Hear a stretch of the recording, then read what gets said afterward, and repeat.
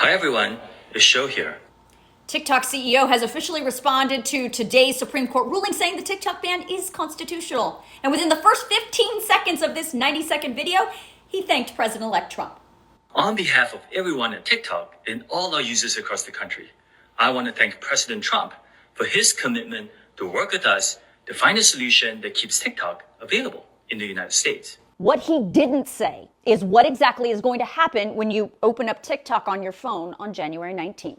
All he said was this. Rest assured, we will do everything in our power to ensure our platform thrives as your online home for limitless creativity and discovery, as well as a source of inspiration and joy for years to come.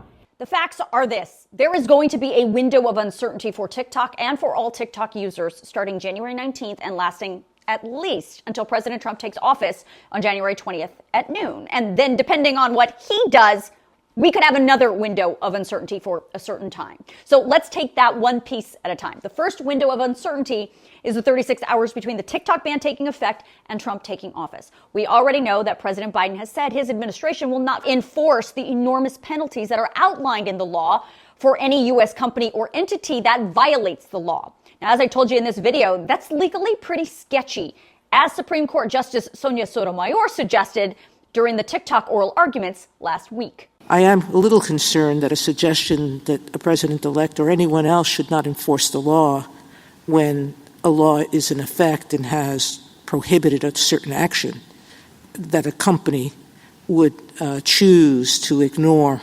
enforcement on any assurance other than the change in that law. But putting that aside, on the 19th, if it doesn't shut down, there is a violation of law, correct?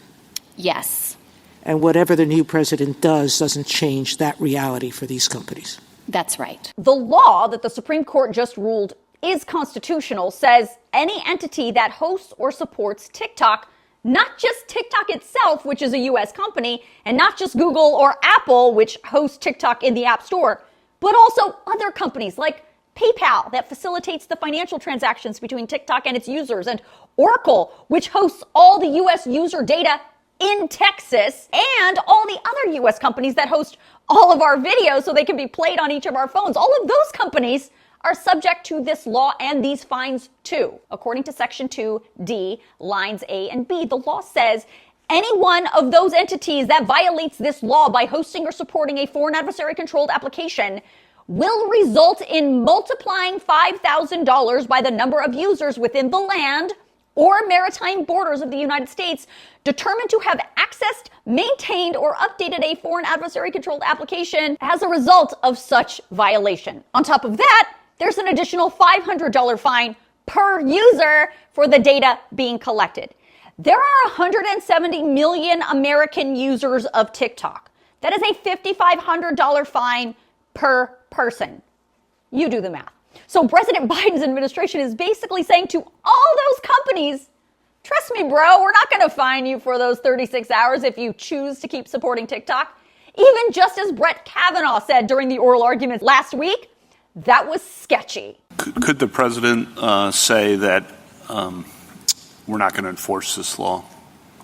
I think as a general matter, of course, the president has enforcement discretion. And would that then adequately would that be binding? In other words, protect the regulated community such that they could rely on that under due process principles going forward? That raises a tricky question. So I think there would be then a it's not strong. Going to be adequate. Right? Well, I think there is a strong due process argument that the third-party service providers could invoke if there were enforcement action based on a period of time when the president said the law wouldn't be enforced. The kind of They're not going to take case, that risk unless they have the assurance that a presidential statement of non-enforcement is, in fact, something that can be fully relied on because the risk is too severe otherwise. So what's going to happen on Sunday when you open TikTok? As of right now, no one knows. Anyone that tells you what's going to happen is speculating. No one knows yet how these tech companies are going to react to the trust me, bro promise of the Biden administration. Though you heard from TikTok CEO we don't officially know what it means for TikTok on Sunday and beyond. So let's move on to the second phase of uncertainty for TikTok, and that will come when Trump takes office. Now, I told you in this video, he cannot sign an executive order that gets rid of the law and gets rid of the ban and then pretends like it never happened. That is not an option. No president has the power with just his pen to throw out a law that was passed by Congress, signed by the president, and then was just confirmed to be constitutional by a unanimous Supreme Court. That is not a thing. Trump issued this statement on his social media platform this morning saying that his decision on what to do with TikTok will come in the not too distant future, but he must review the situation. So as I told you in this video yesterday, once he takes office, Trump can sign an executive order saying his office is going to pause all enforcement of the law for a certain amount of time while he reviews the national security concerns. Again, that's technically a trust me bro situation for these companies. Now, of course, it has a little more teeth than Biden's action because if it happens, it would be an actual executive order. So in that case, tech companies may feel a little more comfortable to host TikTok without the threat of incurring those huge fines. Plus, all those tech CEOs will be with Trump on Inauguration Day, so that may also be a sign of how much they do trust him on all of this, but we'll have to see.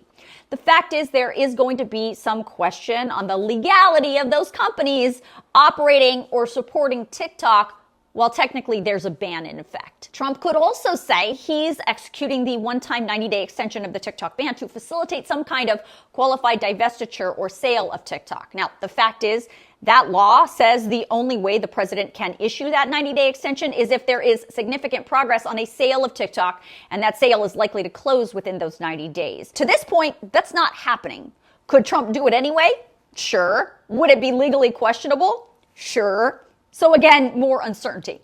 The only way this is not uncertain and TikTok can stay is if Trump, once he is president, complies with the Protecting Americans from Foreign Adversary Controlled Applications Act. I outlined that in this video too. The law says it is up to the President of the United States to define what is a qualified divestiture, what is qualified as a sale. As long as that qualified divestiture or sale meets the president's expectation and satisfies his national security concerns, that's good enough.